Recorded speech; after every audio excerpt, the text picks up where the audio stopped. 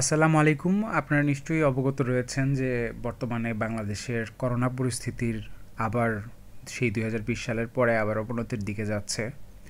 এবং আমি আজকে একটা জিনিস উপলব্ধি করে বুঝে আপনাদের সাথে মনে হলো যে আপনাদের সাথে এটা শেয়ার করা খুবই প্রয়োজন।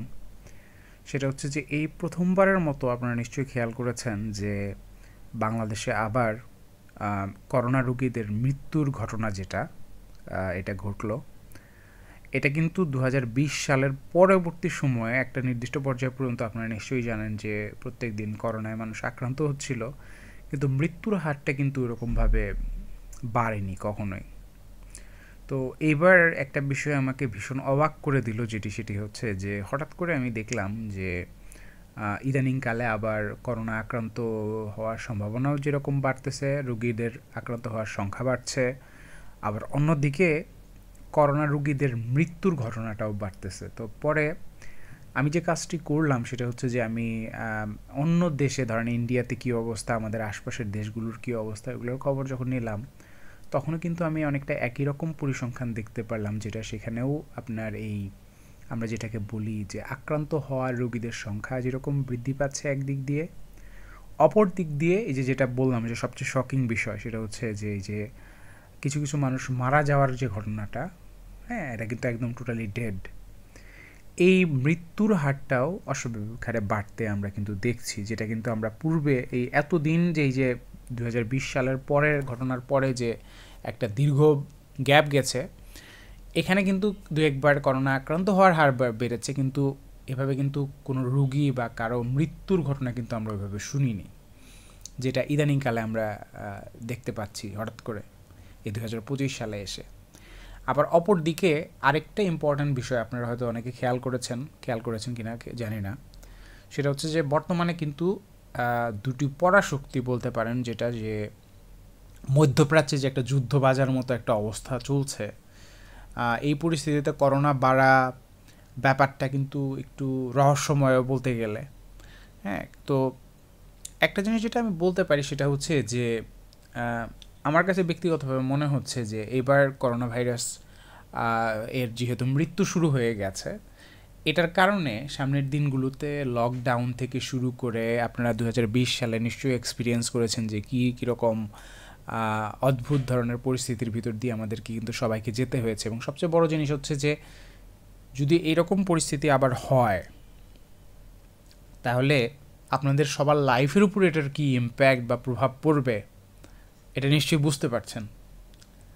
তো আমার কাছে ব্যক্তিগতভাবে মনে হচ্ছে যে, কারণ হচ্ছে আমি আজকে সকালবেলা যখন প্রথমবারের মতো এই ডেথ নিউজটা শুনলাম যে করোনা রোগী মারা গেছে, একজন শনাক্ত করা, একজন লোকের ডায়াগনোস করা, ওটা তো কোনো বিষয় না, তাই না? এটা জাস্ট এটা নেগলিজেবল, তাই না?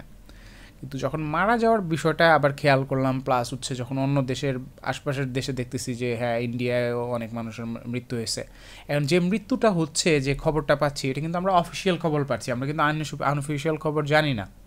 আনঅফিসিয়াল কিন্তু মানুষের মৃত্যুর হারটা সাধারণত বেশি থাকে। আমাদের দেশে বুঝতেই পারছেন যে নিউজ সিস্টেম কিন্তু অতটা দক্ষ না, যে ধরেন আজকে যদি ১০ জন মানুষ মারা যায় থাকে আপনি ১০ জনের মৃত্যুর খবর পাবেন, এরকম কিন্তু না। গ্রামে হয়তো একজনের করোনা হয়ে সে মারা গেছে, সে হয়তো তারা ভাববে যে অন্য কোনো কিছু হয়ে সে মারা গেছে, তাকে কিন্তু ডায়াগনোস করাবে না। তো আমার কাছে মনে হচ্ছে যে আমাদের দেশে আবার একটা মানে করোনার যে একটা ওয়েভ গেছে ২০২০ সালে, যেরকম একটা গ্র্যান্ড ওয়েভ গেছে, এরকম একটা পরিস্থিতি হওয়ার কিন্তু একটা সম্ভাবনা আপনাদের রয়েছে। আমি এই বিষয়টা সম্পর্কে আপনাদের সবাইকে সতর্কতামূলক ব্যবস্থা গ্রহণ করতে বললাম। অনেকেই হয়তো অনেক কিছু করার কথা চিন্তা করছেন, অনেকে হয়তো অনেক যাওয়ার কথা চিন্তা করছেন, কিন্তু একটু যদি সচেতনতার জায়গা থেকে আমরা কাজ না করি, আপনারা জানেন যে সামনে বেশ কিছু পরীক্ষা অনুষ্ঠিত হতে যাচ্ছে, মানুষজন একসাথে গ্যাদার হবে, হ্যাঁ, এই যে ঈদের সময় কিন্তু এই যাই হোক আমরা বেঁচে গিয়েছি, এই সময় কিন্তু প্রচুর মানুষ পাবলিক প্লেসে গ্যাদার হয়েছে। এই অলরেডি এখন যারা আসছে, এমন হতে পারে যে এই যে যারা ফেরত আসছে এখানেও কিন্তু করোনা বা এই ধরনের যে জীবাণুর যে সংক্রমণ সেটা কিন্তু ঘটতে পারে।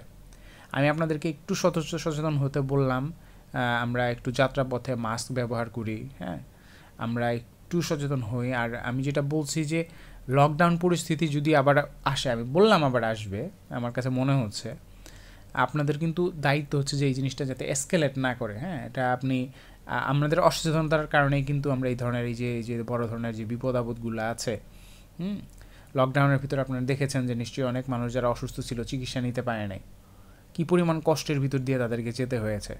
তাই আমি শুধু আপনাদেরকে একটু সচেতন হতে বললাম যে এই বিষয়টা একটু খেয়াল রাখুন।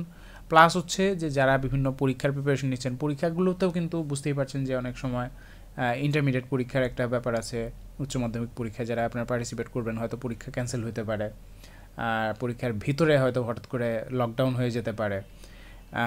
এই ধরনের বেশ কিছু বিষয় আছে যেটার ব্যাপারে আপনাদেরকে একটু সচেতনতা করা দরকার। আর সবচেয়ে বড় বিষয় হচ্ছে যে মৃত্যুর ঘটনাটা, এটা কিন্তু হঠাৎ করে আমার প্রথমবারের মতো আমাকে ভীষণ শক দিল, এবং বিশেষ করে ভবিষ্যতের ব্যাপারে এটা কিন্তু একটা খুব খারাপ একটা ইঙ্গিত দিচ্ছে।